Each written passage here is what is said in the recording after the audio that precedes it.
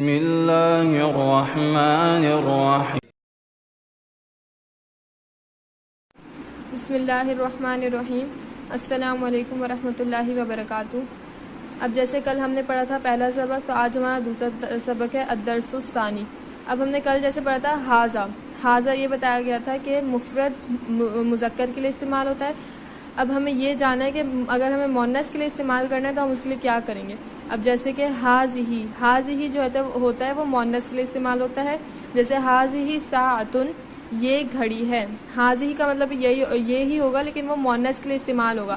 حاذہ ساعۃ یہ گھڑی ہے جبکہ وہ قریب ہو۔ یہ ہم نے مذکر میں ہی پڑھا تھا کہ جبکہ وہ قریب ہو، تو مؤنث میں یہی شرط ہے کہ اگر وہ قریب ہو۔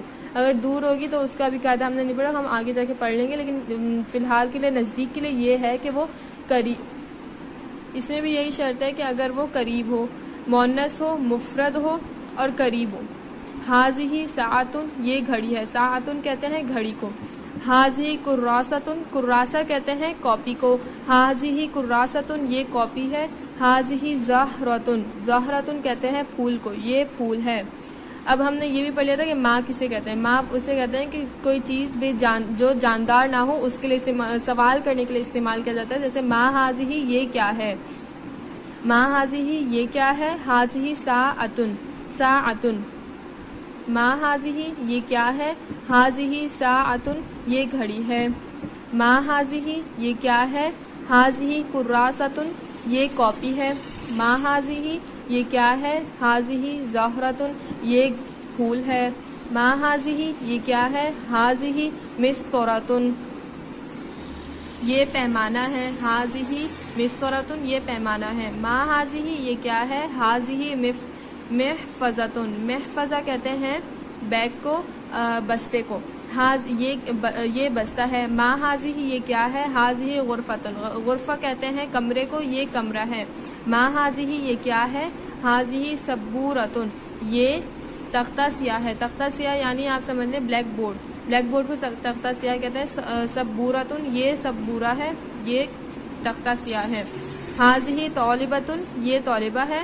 حاذہ استاذۃ یہ استانی ہے۔ حاذہ خادمۃ یہ خادمہ ہے۔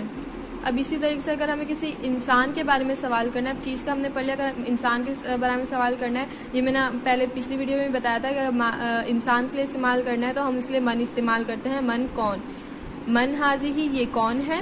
من حاذہ یہ کون ہے۔ حاذہ طالبۃ یہ طالبہ ہے۔ من حاذہ یہ کون ہے۔ حاذہ استاذۃ یہ استانی ہے۔ من حاذہ یہ کون ہے۔ حاذہ خادمۃ یہ خادمہ ہے۔ من حاذہ یہ کون ہے۔ حاذہ امرأۃ یہ عورت ہے۔ امرأۃ کہتے ہیں عورت کو۔ حاذہ من حاذہ حاذہ بنت یہ بیٹی ہے۔ من حاذہ یہ کون ہے۔ حاذہ فاطمۃ یہ فاطمہ ہے۔ حاذہ زینب یہ کون۔ اب جیسے حاذہ زینب، حاذہ سعیدۃ، حاذہ سلمہ۔ تمرین معنی مشق، یہ جو تمرین معنی مشق، یہ جو تمرینیں جتنی بھی ہم کرتے ہیں یہ آپ کوشش کرا کریں کہ آپ لوگ خود سے بھی کیا کریں۔ نمبر 1، ان الفاظ کو حاذہ کے ساتھ ملا کر پڑھیں، جیسے حاذہ غرفۃ یہ کمرہ ہے۔ حاذہ پنکھا ہے۔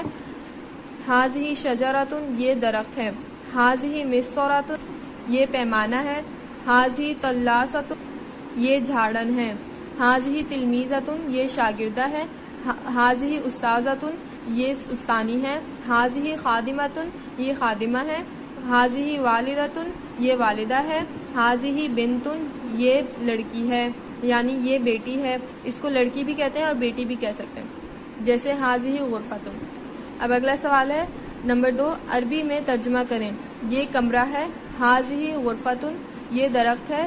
حاذہ شجرۃ یہ اینک ہے۔ حاذہ نظارۃ یہ سائیکل ہے۔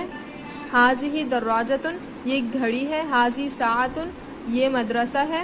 حاذہ مدرسۃ یہ موٹر ہے۔ حاذہ سیارۃ یہ استانی ہے۔